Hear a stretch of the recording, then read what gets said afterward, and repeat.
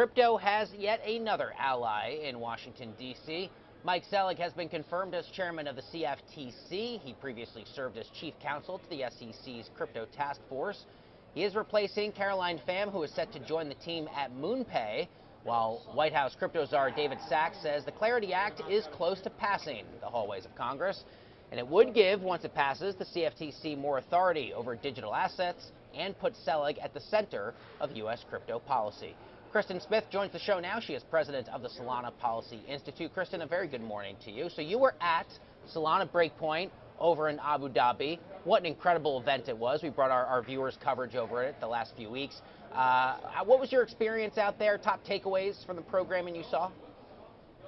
Well, I thought it was a very energizing week, despite the jet lag. But I think the thing that was most impactful for me, and maybe you heard the same thing, is that the policy work and the regulatory progress that's happened in the US is actually having an impact all around the globe. When builders and developers have a sense of what the rules of the road are, and institutions have a sense of what they can and can't do, there's a lot of innovation that stems from that. And so it was really interesting and exciting to see how the work that's being done in Washington is impacting the globe and putting the framework in place so that new innovation can come online. So it was very exciting, a really good time. I also had a great conversation with Jeremy Allaire, who was the CEO of Circle, about the progress of the Genius Act, and it was a really enthusiastic and wonderful event.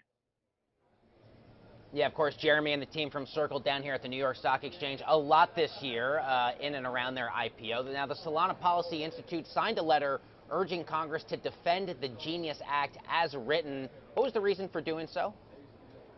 Yeah, so it's really interesting. The Genius Act was just signed into law less than 6 months ago. This was a really big deal. This is the stablecoin framework that had been under construction for many years in Congress, and it finally got signed into law. And the banks have come in and are now trying to change the law already. The way that Genius was written is it prohibits issuers of stablecoins from paying interest on their stablecoins, but it allows for rewards to be offered by platforms and other third parties. And the banks are getting worried that this is going to be competitive with their deposits, and they're trying to get that changed into law. But this is an issue that Congress just debated.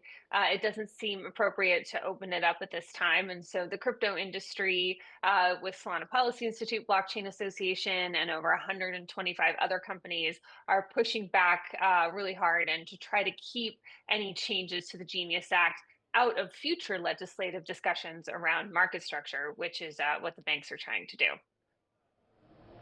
Yeah, and of course, this week we just found out that Cynthia Lummis, who has long time been one of the great champions of crypto reform on Capitol Hill, is set to leave Congress, surprising many people the last few days. Now, the Solana Policy Institute also urging federal agencies, aside from Congress, groups like the SEC, the CFTC, the Treasury Department, to take additional action on crypto. From where you're situated, Kristen, what more is needed there?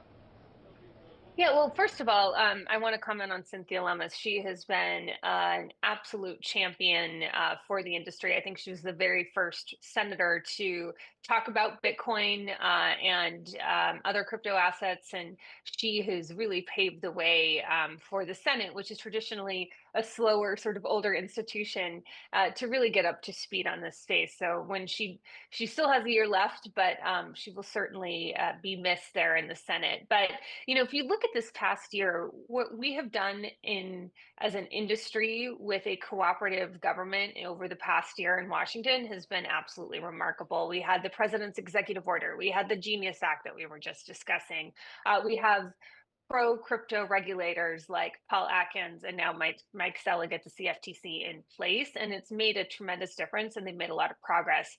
There's still more to be done, though. I think if we look at tax policy, that is an area where there isn't clear guidance on how to do the taxation of staking rewards, for example, Or if you look at the SEC, they have launched their Project Crypto, which is going to help with token classification issues. They're going to help with bringing equities on chain and doing that in a regulated way, which Sid was talking about in the previous segment. So I think there's a lot of things that the administration can still do. So we want to make sure that we are celebrating the incredible amount of progress, but that we're continuing to build on those momentums, on that momentum, and get some of these issues across the finish line once and for all. I got less than 30 seconds left. Kristen, anything else on your radar for 2026 for the broader conversation we should be paying more attention to?